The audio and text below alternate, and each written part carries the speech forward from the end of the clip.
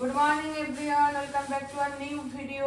সকাল সকাল নতুন ভিডিওর সাথে সবজিপাতি নিয়ে চলে আসলাম তোমাদের সঙ্গে। এই হচ্ছে বাজার থেকে নিয়ে এসছে, দেখো এখানে আছে ফুলকপি, মূলো, আর এই যে একদম টাটকা লাউ শাক।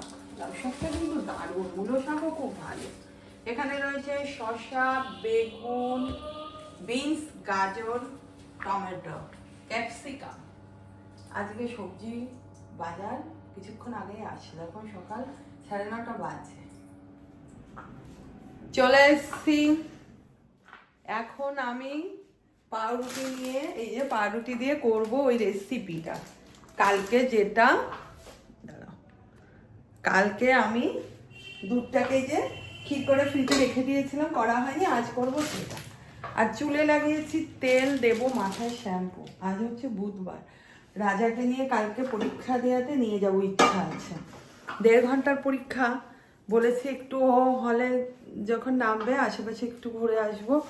অরূপও বলছে একভাবেই বাড়িতে রয়েছে কতদিন, চলো একটু ভালো লাগবে। যেহেতু পুজোর সপ্তাহ না, যাওয়া যাবে ম্যানেজ করে। পুজো টুজো হলে আরও অনেক সমস্যা হয়ে যায়, তখন যাওয়াটা সকালবেলাটা অ্যাটলিস্ট বেরোনো হয় না। চলো এখন আমি ওটা চটজলদি করে ফেলি। আর ফল ফলাদি কেটে খেয়ে দিয়ে গেছে, আর আমাদেরটাও রয়েছে। আর দেখো অ্যাপেল নিয়ে এসছে, এই অ্যাপেলটা খেতেই কেমন লাগছে, এই যে কিসে মুখ দিয়ে খেয়েছে দোকান থেকে। ইঁদুরই হবে আবার কি, আমি তো বলেছি এটা খাবো না। কেনার সময় যদি একটু দেখে বেছে কুটে কেনে তাহলে আর এই হয় না। অ্যাপেলগুলো কি মিষ্টি, কিন্তু ভালো লাগে খেতে। যাই হোক, এখন এই পদ্ধতিটা করি, আশা করি দেখি কেমন লাগবে খেতে। আমি পাউরুটি দিয়ে আগেও, রাজা ভালো খায়, ওই প্যানকেক টেক এগুলো বানিয়েছি। এবার একটু মিষ্টি আইটেম বানানোর ইচ্ছা আছে আমার। আজকে বাজার থেকে এনেছে চিনি। চিনিটা বাড়ন্ত হয়ে গেছিলো, খুব বেশি একটা আমরা ইউজ করি না, কিন্তু কিছু একটা করতে গেলে তখন তো চিনি লাগে। আর কম করি বেশি করি চিনি কৌটো ভর্তি থাকতে হবে, সব কিছু কৌটোতে ভর্তি ভর্তি থাকতে হবে, না হলে আমার ভালো লাগে না। সেই কারণেই বেশ অনেকটাই চিনিটা ঢেলে নিলাম। ওটসটা শেষ হয়ে গেছিলো, 2 দিন আগেও বলেছিলাম, খেতে পারছিলাম না আমরা ওটসটা, তাই আজকে ওটসও নিয়ে এসছে 2 প্যাকেট, অনেক দিনই হয়ে যাবে। ওটসটাও ঢেলে নিলাম।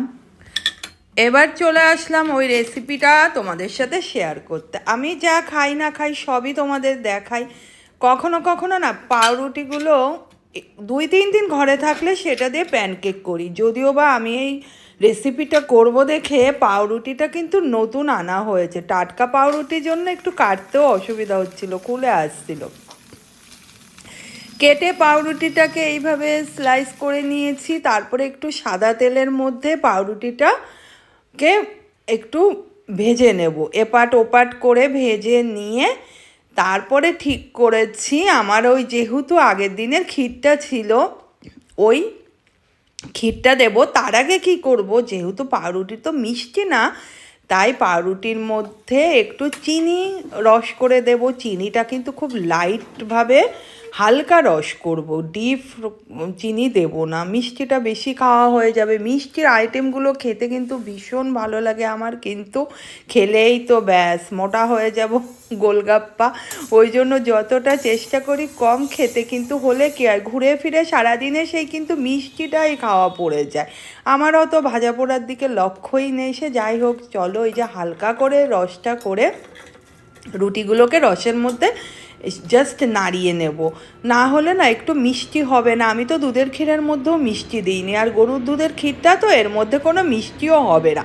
সেই কারণে এইগুলো এক এক করে এই যে তুলে নিলাম। এইবার কি করছি, দুধের ক্ষীরটা যেহেতু ফ্রিজে ছিল একটু নরম করে নিই, সুবিধা হবে।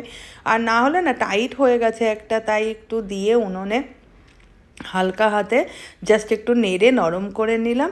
এবার 4টে আগে বানাচ্ছি, বানিয়ে তোমাদের দেখাবো। এই দেখো, একটা রুটির স্লাইসের উপরে ক্ষীর দিয়ে ঢেকে আর একটা রুটি দিয়ে আটকে দিলাম। যেভাবে স্যান্ডউইচ করা হয় বড় বড় রুটির সাথে, এটা ছোটই, কিন্তু এটা পুরোটাই মিষ্টির আইটেম। এইভাবে করে এবার বাকি পদ্ধতিগুলোও করে নেব, এক এক এক করে সমস্ত কটাই করে নেব। যেহেতু যে কটা হয়েছে ঠিকই আছে, এ তো ধরো খাবে, আমরা 3জনই খাবো, কাউকে দেওয়ারও নেই।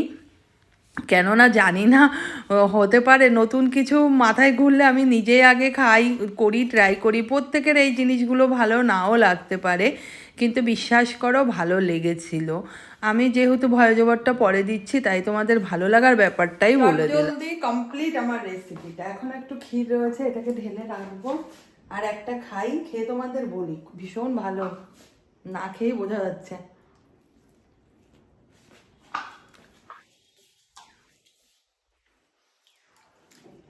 খুব ভালো রেসিপি, তোমরাও বানিয়ে খেতে পারো, আশা করি ভালো লাগবে। যারা মিষ্টি পছন্দ করো তাদের জন্য বেস্ট। এখনকার মতো কাজ টাজ কমপ্লিট হলো, এখন খাবো এই যে ফলগুলো। আর এই বাদামগুলো খুলতে পুরো হাতের মধ্যে, মানে নখের মধ্যে আটকে যাচ্ছে। ওদিকে আবার লাইট চালানো নেই, নখের মধ্যে আটকে যাচ্ছে, দেখো সব ঢুকে যাচ্ছে নখের মধ্যে আর যন্ত্রণা হচ্ছে। এই দোকান থেকে এনেছে বাদামগুলো একটুও ভালো না। আগের বাদামগুলো খুব ভালো ছিল, দিদি ওই যে যেগুলো দিয়েছিল সব কলকাতা থেকে কিনতে পারলে বড় বাজার থেকে বাদাম ভালো হয়। যাই হোক চলো, এখন খাওয়া দাওয়া করে স্নান টান করে নেব, পরে আবার দেখা হবে তোমাদের সাথে। রান্না বান্না করতে এসতে সব বলে দিয়েছি কি রান্না হবে না হবে। চলো, শুরু হয়ে গেছে রান্না বান্না। আলু পেঁয়াজ ভাজা, এখানে এই যে মসুরের ডাল, এই হচ্ছে কাতল মাছ, সঙ্গে আছে লেবু। আজকে খুবই শর্টকাট মেনু। স্নান টান কমপ্লিট হয়ে গেছে, তুলসী মন্দিরে জলও দেওয়া হয়ে গেছে, কিন্তু এখনও সিঁদুরটা পরা হয়নি। তাই ভাবলাম আজকে খেয়ে নিই। কি একটু মাথায় ঢুকলো, সিঁদুর টিঁদুর না পরেই রান্নাঘরে চলে এসেছি। আর মেনুতে কি হয়েছে সেগুলো তো তোমরা আগেই দেখতে পেয়েছো। এখন খাওয়া দাওয়া করবো, আর দুপুরবেলায় ভিডিওটা এখানেই এন্ড করব। বিকাল থেকে আর কিছুই দেখাচ্ছি না, একটু ছোট ভিডিও হলে সবাই দেখতেও চায়, ভালো লাগে। যেহেতু একটা রেসিপি আছে, আশা করি তোমাদের ভিডিওটা ভালো লাগবে। ভালো লাগলে প্লিজ একটা সাবস্ক্রাইব করো। টাটা।